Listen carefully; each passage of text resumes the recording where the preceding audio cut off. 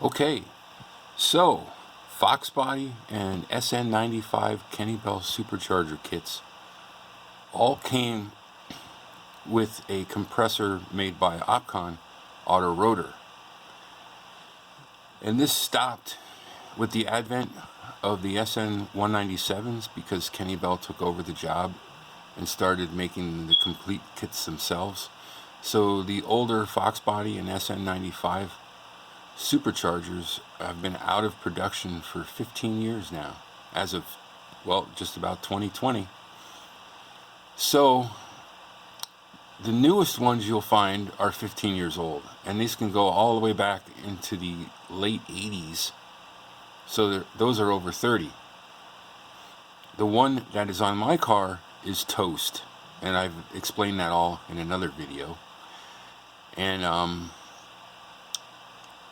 I'm on here looking for some parts because, you know, it's getting to the point where you can't find the parts to even rebuild these things anymore, except for what they call the rebuild kit, which is just bearings and seals, and that is not a do-it-yourself job anyway, because the rotors inside the unit have to be indexed, synchronized, and there's special tools that only Kenne or John Bond Performance, PSE, Ben Braun, Bond Bren, whatever the heck that one is, that can do this. It's not the type of thing you do yourself because the thing will grenade. So here I am on eBay looking for parts for my Model 3150 1.5 liter Supercharger. And as you can see, this setup here sold for $910. And it originally started out at $400, which I thought, you know, I could do that, you know. I was mainly interested in this. This is like a truck discharge. It's got the GT40 style on it. And I thought, well, maybe by some chance in hell, the thing doesn't use oil like mine does. So that would be a bonus. But, you know, there's issues with these things. People just don't. I mean, look at it. It's sitting on a garbage can. What do I notice right away? Well, first off, it's in pieces. Why is the back taken off? You know? Then a second thing I noticed here is this vent. Look at this thing, how boogered up that is. Like it's been on and off, a few times. Why? You know? And you go into the back here. There are supposed to be 2 needle grease fittings here to grease the rear bearings. And they're gone. And so is the label. So what does that tell me? Maybe at some point this back, because then I've seen that the newer replacement, this holds the bearings in the rear, and when those seize up, you might have to replace that whole piece, because I've seen them selling that piece. I think John Bond Performance has it, and it doesn't come with the needles. So that to me says that may have been replaced at some time. Okay, that's fine.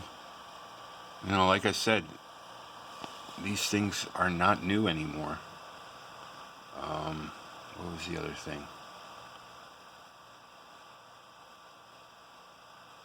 Oh, great. Oh, and the needles aren't on the bottom, so it hasn't been flipped around.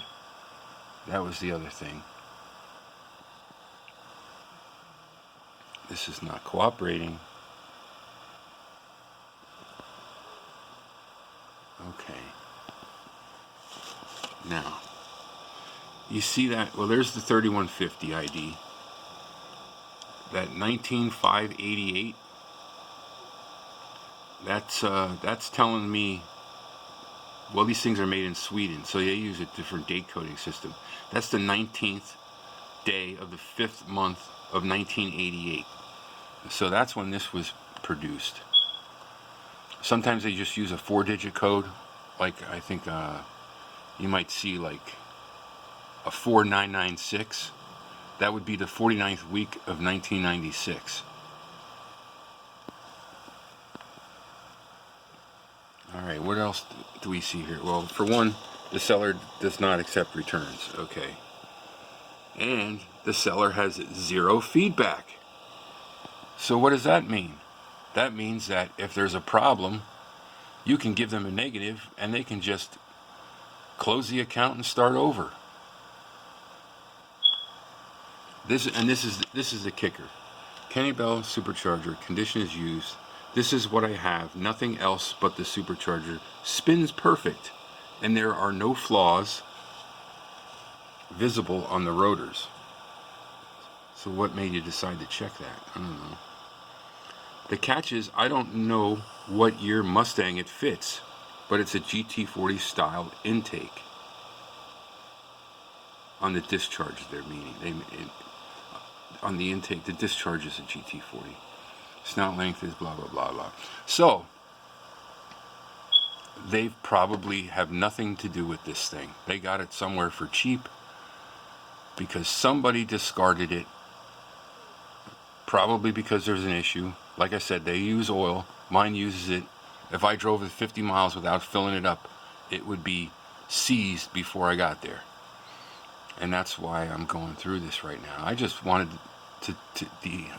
where is it? I just wanted the intake, because it's like the Blowzilla style just on the exit port here.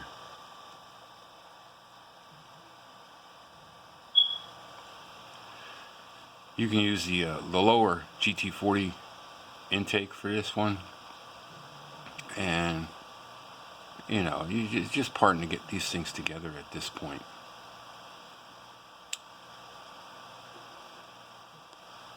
So,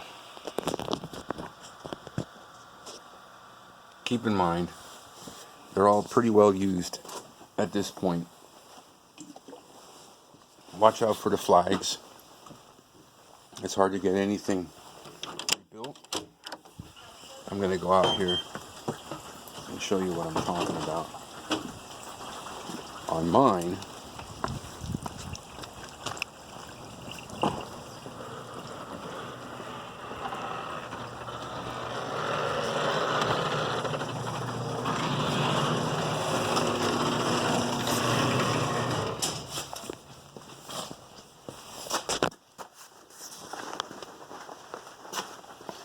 okay, here.